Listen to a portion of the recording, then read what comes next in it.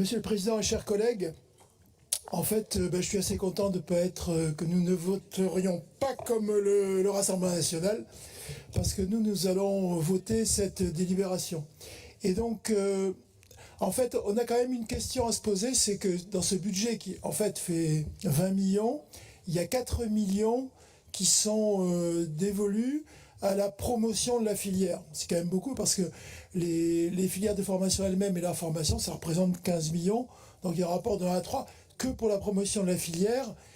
Et on trouve que, vu les types d'industries qui sont impliquées et les moyens qu'elles ont, elles pourraient l'assumer elles-mêmes. Si je prends par exemple l'exemple de ACC, c'est Automotive Cell Company, qui est quelque chose d'énorme, puisque c'est financé, c'est un tiers par Total, un tiers par Mercedes, c'est un tiers par Stellantis. Elle va bénéficier beaucoup de cette idée de formation, puisque elle va faire des gigafactories, donc qui ont besoin de beaucoup de gens formés, mais tout de même, elle pourrait faire un effort financier, parce qu'ils ne donnent pas grand-chose, alors que les gigafactories, il y en aura une dans les Hauts-de-France, la seconde, je crois, c'est dans un land allemand, celui de Westphalie, et la troisième en Italie. Donc on s'étonne un petit peu de la répartition du budget, avec tant de place donnée à la promotion de la filière, alors que ça pourrait être assuré financièrement, non pas par la région et l'État, mais par les opérateurs qui vont en tirer le plus de bénéfices. Ceci étant, ce type de projet, il est européen. Alors effectivement, je dis ça au Rassemblement national, si on veut pouvoir ne pas rééditer le naufrage des cellules photoélectriques, c'est bien au niveau de l'Europe que ça se passe, vu les quantités, l'intensité en investissement nécessaire. Toutefois, nous, on tient à dire une chose, c'est, notre écologiste, c'est que la voiture électrique n'est pas du tout une solution pour décarboner. Et c'est une grosse illusion. Alors je vais vous dire des petites choses.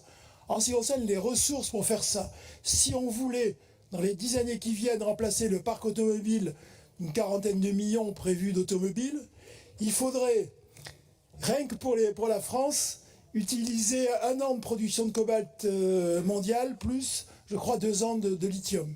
Il faudrait 1/4 de la production électrique française.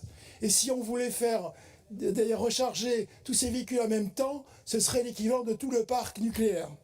À supposer qu'il soit en fonction. Bien. Alors, la deuxième chose quand même qui est terrible, c'est la pollution. Dans le consortium, vous noterez qu'il y a Arkema. Arkema fabrique des batteries dans le Rhône. Il y a une autorité, l'Inspection générale de l'environnement, qui il y a quelques mois a relevé que la fabrication des batteries au lithium provoquait des émissions de PFAS. Le président parlait de PFAS ce matin, voilà un bel exemple. À telle enseigne qu'on a relevé qu'ils avaient lâché 3,5 tonnes dans les eaux de produits PFAS, ce qui fait que ça a pollué, l'eau potable de, je ne sais plus, ça doit être une quarantaine de communes.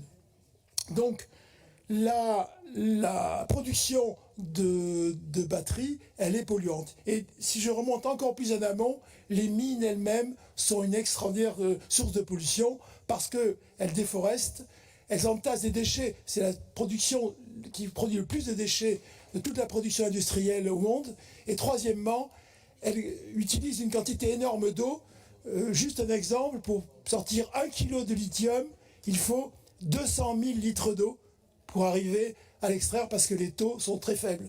Donc, Monsieur le Président, nous voterons pour cette délibération. Toutefois, nous maintenons que la décarbonation de l'économie ne passera pas par la voiture électrique à tout crin, elle passera par les transports en commun, par les TER et par la sobriété énergétique qui est, je crois, notre première mission.